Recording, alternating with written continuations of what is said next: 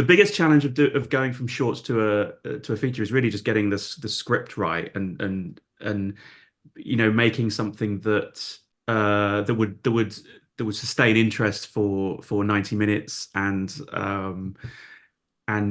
do all the things I wanted to do in an animation context, but also to not be one of those films that when an animator tries to make a live action film and the live action bits are a bit crap. Do Yeah. you know what I mean? And you're Yeah. waiting for the animation scene. So I wanted to make sure that it worked as a drama, as the dramatic scenes worked as well. So and that was really down to the script, just spending a long time just making sure the script was dealing with all the things we wanted to deal with. And that was a few years of development as well, actually, to get the script to really kind of work, and to balance it being a slow burn, which is Mhm. what we all wanted it to be, that it very gradually unveils itself through the running time until you're just in it, you're in the fever dream with her and you can't come out of it. So, which is a risky strategy in today's instant gratification landscape. And I understand that. And not everybody appreciates that kind of thing. But it felt important to me that it was a slow burn in the way that stop motion animation is a slow burn. It's like it's a very slow process and then gradually the thing comes to life. So balancing all of those things took a while.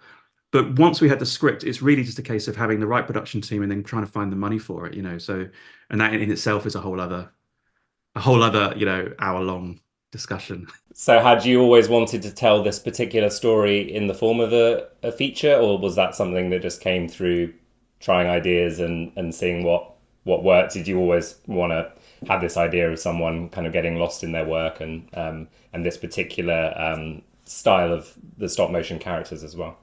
I had the sensation probably about 12 years ago that uh, because I have done a lot of stop motion animation, that I thought a film about the process of stop motion animation would be fascinating. And I immediately thought of it as a horror film, psychological horror film, a sort of artist goes mad film. I mean, that was Yeah. very early in the stages. I kind of thought that, but at the same time, it wasn't necessarily a feature. I just thought that would be a really good concept. And I actually had a couple of ideas, and one of those ended up being a short because I realized, which was Invocation, this short film I made, which about a kind of possessed camera. And I just realized that didn't have the legs for a feature, but it would make a good short. But it was the idea of it being a film about an artist, a character-based film about an artist that felt very quickly this needs to be a longer film, so that we can really get into the mind of the character and spend a feature length period of time, immersed in that world. I think it required that. And making these kind of films yourself, is there any, hopefully not too much autobiographical stuff has gone into this film? Hopefully you've come out relatively unscathed, but are there kind of themes and ideas of frustration and kind of your work taking over, or is this completely fictional? No, definitely. I mean, any creative person, I think, will relate to, imposter syndrome or feeling like you thought you had something to say, but actually maybe you don't. Maybe you're no good after all. All those kinds of insecurities, um, which I have experienced, and I think many creative people have experienced. And then also, yeah, just exploring the character of an artist is something I just relate to that. I've had that experience of things coming to life, like taking on their own life, not obviously to the extent of how it happens in stop motion, but I've certainly had that experience of living like as an artist and trying to kind of impose your will onto something, and then after a while, and it's exciting when it happens, the thing starts to feel like it's coming alive and it has its own life, which is exciting when it happens. It's kind of what you want. Yeah. But at the same time, I felt like, well, that's a very short leap from that into a kind of a psychosis where it's like you can't even tell what's real or not in your life anymore, and the thing takes you over. Yeah. So yeah, I mean, I would say some of those experiences are that I've had inspired the film, but I mean, obviously, I didn't go as far as Ella does in the film.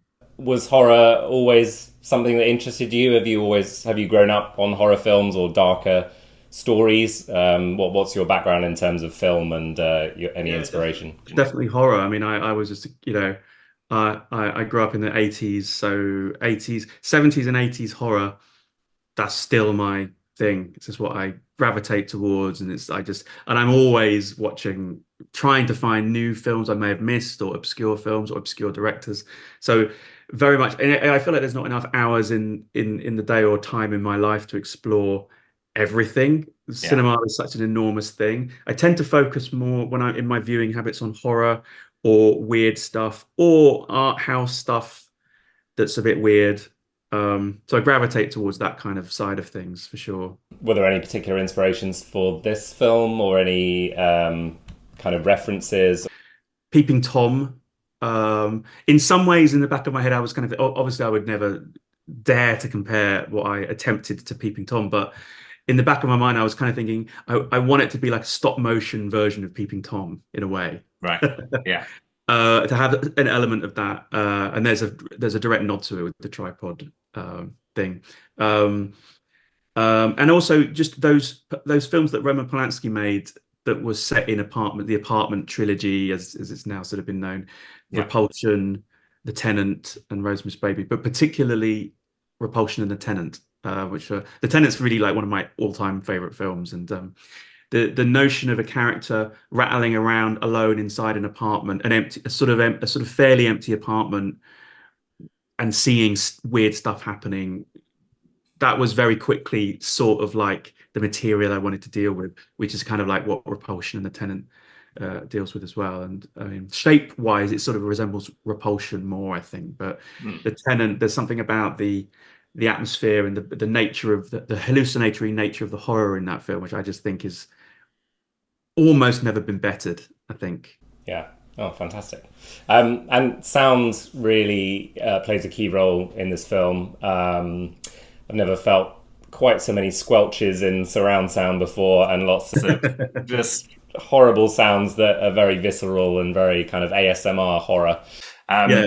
So how did you go about kind of utilizing sound, and how was that important to the film process? I mean, I've always, in my short films, I've always spent a great deal of attention on sound. I just think sound is really like 50% of a film. It's woefully, it's simultaneously, I feel a lot of the time it's simultaneously underused, but at the same time, particularly in case of music, it's very overused as well. And I feel like people either don't put enough on or they just smother it without thinking about it. And I feel like using sound in a storytelling capacity is vital.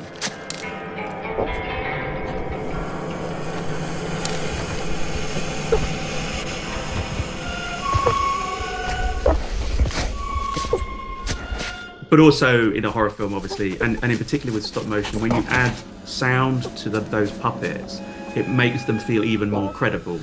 It just brings an entire other dimension to the fact that it just feels like it's actually alive. So that it kind of roots it in a certain reality. And so on this film, I worked with an amazing sound designer called Ben Baird, who is responsible for all those squelches, but also just some of the more weirder conceptual things in it, like the squeaking of the armatures, for example, Hmm. which was something that was his idea. That was Wow. Ben's idea, like to bring in this squeaking. And I said to him, like, well, armatures don't squeak. And of course, he said, well, who cares? It doesn't matter. You know, Yeah. it's a storytelling device, and you can use it. You establish it at the beginning where, okay, armatures squeak. Then you can use it later on in ways that are unsettling. So, for example, Ella starts hearing humans make that noise when they move Hmm. around. And there's a few, we overdid it at one point, and then we paired it back. But you can hear there's a few occasions where, for example, Tom squeaks, her boyfriend squeaks like an armature, like so she's already imagining the armature inside him, like he's a puppet already, you know.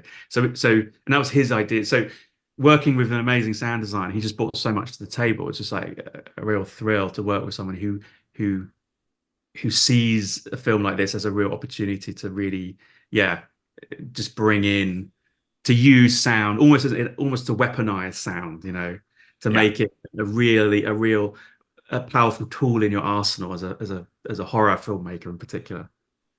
Yeah, no, I think all the elements come together really well. The visuals, obviously, the stop motion, the kind of body horror elements that kind of take you by surprise, the gore which kind of creeps up on you, and all those elements of different kind of subgenres of horror that I thought were really fascinating and really stand out. So yeah, I thought it was brilliant. In terms of what's next, or ideas, or what you want to do with the film or future films, are there anything in the pipeline or things that you'd like to do in the future? Yeah, I mean, I've got more feature film ideas. I'm developing more ideas at the moment. I've got a few more scripts that I'm writing. But it's the kind of running the assault course of trying to get a film made all over again. So it's a very unpredictable world. So we'll see what happens. I'm certainly planning to make more films. So hopefully, the universe will make that so. If stop motion is anything to go by, then whatever you do next will be fantastic, and I very much look forward to hearing more about what's coming next. Congratulations on the film, congratulations on the Blu-ray release as well. I look forward to checking that out. If you had one thing that you hope people would take away from the film, or like a feeling or a tone that you want to convey with this film, is there anything that you hope people will feel when they see stop motion? I mean, my favorite thing when I watch a film, and it doesn't happen very often, but my favorite thing is when I'm haunted by it afterwards. Where like it's almost like my brain is a haunted house, and the ghost of the film moves in and haunts me. Maybe a few days later, you're walking down the street, and something just sticks and haunts you about the film. Yeah. So that would be my aim. All of my favorite horror films haunt me afterwards. Not just horror films, actually. I mean, films full stop. They stay with you and they haunt you. So that would be my dream. If anyone out there is haunted by the film after they've seen it, then I would say that's mission accomplished. Fantastic. Well, I no doubt people will be haunted. So thank you for that. Thank you for chatting to me. It was a pleasure. And yeah, all the best with the release and whatever comes next. Thanks a lot. Thank you very Thanks much. so much. Take care. Cool.